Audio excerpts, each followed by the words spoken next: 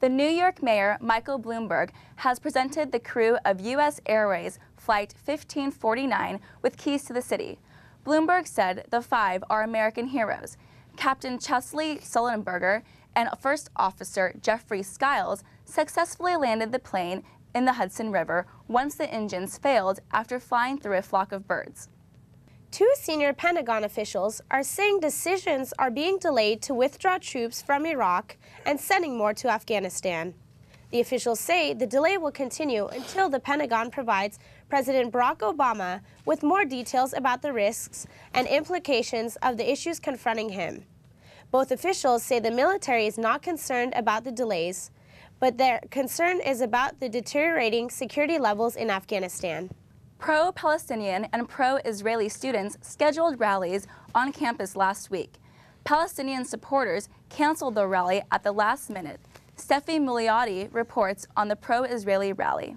America stands with Israel. Israel stands with America. America stands with Israel. Israel stands with America. Pro-Israeli students marched around the school singing and chanting. The group, College Students for Israel, organized the rally. It was in support of the Israeli military offenses in Gaza that began last December to stop Hamas rocket attacks on southern Israel. A member of the Zionist Organization of America, Julie Sager, says Hamas must be stopped. And we're here in support of peace, and we hope that the rockets will stop and that the terrorist organizations will lay down their weapons and live as friendly neighbors.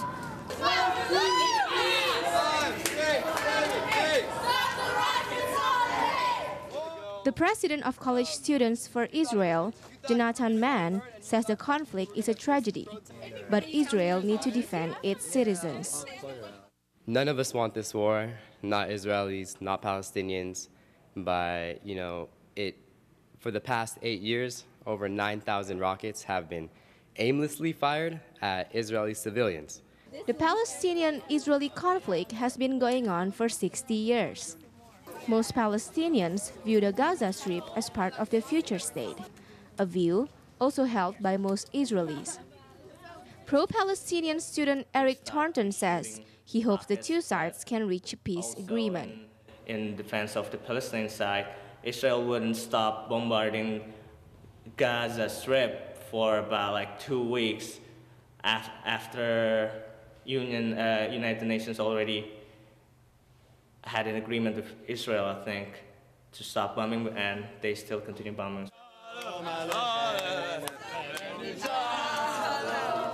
Today's rally shows that many Americans are hoping that the Palestinians and Israelis resolve their conflicts. I am Steffi Muliati in Northridge for Valley View News. The Museum of Tolerance wants to expand its facilities by 28,000 square feet. The new construction would eliminate the Holocaust Memorial Garden and create a new reception and banquet hall. The hall could hold as many as 800 guests until the hour of midnight. Neighbors are afraid that the new hall will cause excessive noise. The museum is currently waiting for the city's approval before it can begin construction. The Anaheim White House is a highly regarded restaurant in Orange County. It has a presidential theme. However, some conservative customers are not too happy with the idea of a President Barack Obama room. Valley View News' Mariana Enriquez has the story. This is one fine place. There's a piano playing music, elegant silverware, and dining rooms named after presidents. George Washington has a room here, so does JFK. We have George Bush room, we have Jimmy Carter, we have Reagan. But not everybody likes the idea of this, the President Barack Obama room. Owner Bruno Serrato has a hate mail to prove it.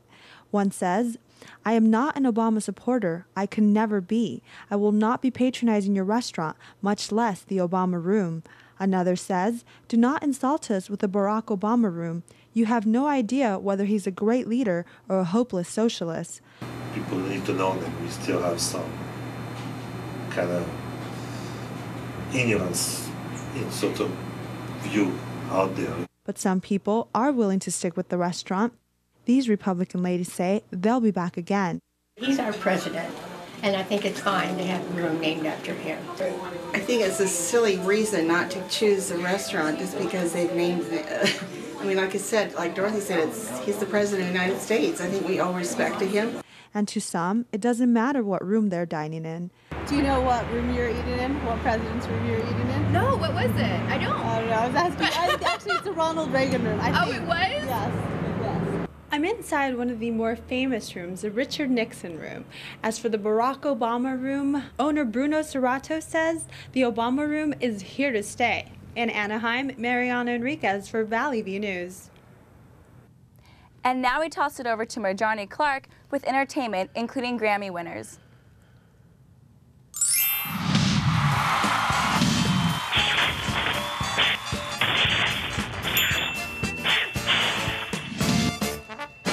Here's the scoop.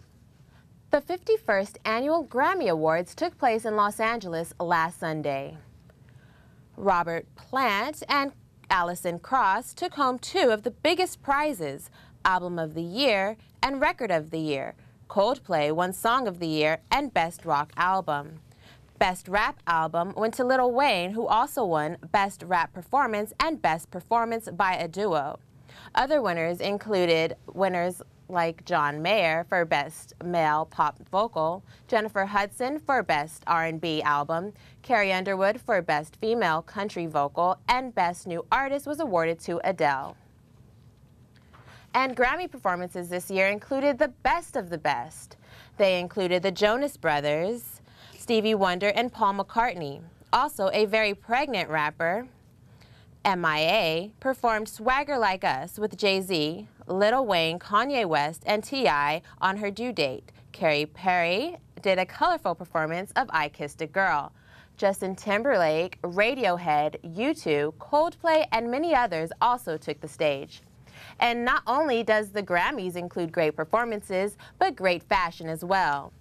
Long dresses dominated the evening. Men wore anything from tuxes to bright-colored jackets like these worn by Coldplay. Elegant styles and soft makeup were a huge hit, along with those loose curls. Black was a favorite color. Celebrities like Miley Cyrus and Jay-Z and Taylor Swift came dressed in black head to toe. And R&B singer Chris Brown turned himself in to authorities after being accused of domestic violence. The superstar reportedly assaulted a woman last Sunday, then fled the scene. After turning himself into authorities hours later, he was released on $50,000 bail. It is unclear whether or not his girlfriend Rihanna was the victim. The couple was last seen together at a pre-Grammy party the night before. Both pop singers canceled their performances at the Grammys last Sunday.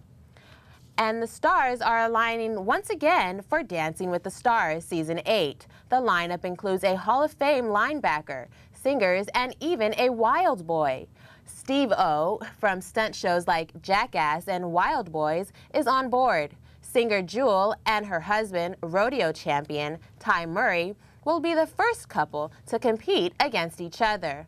Also, linebacker Lawrence Taylor, Apple co-founder Steve Wozniak, actress Denise Richards, and many others will compete. Dancing with the Stars begins March 9th on ABC. And DreamWorks is splitting with longtime partner Universal Pictures. Steven Spielberg's company is expected to distribute its movies through Disney. Universal released a statement saying it was not willing to invest $500 million in DreamWorks. Both DreamWorks and Disney had no comment. And that's it for entertainment. Back to you, Erica. In Illinois, thousands of gallons of oil sludge have been cleaned up along a 3-mile section on Des Plaines River. The spill came from a holding tank at a Caterpillar facility that houses heavy equipment. The incident killed an unspecified number of wildlife consisting mostly of frogs and fish. The river has since been reopened after the Coast Guard and Environmental Protection Agency coordinated efforts to contain the spill, including the use of vacuum trucks. Caterpillar acknowledged the spill in a written statement, but did not state any specifics. Coming up next on Valley View, UCLA lands another blue chip prospect. And a controversial zoo exhibit gets the green light.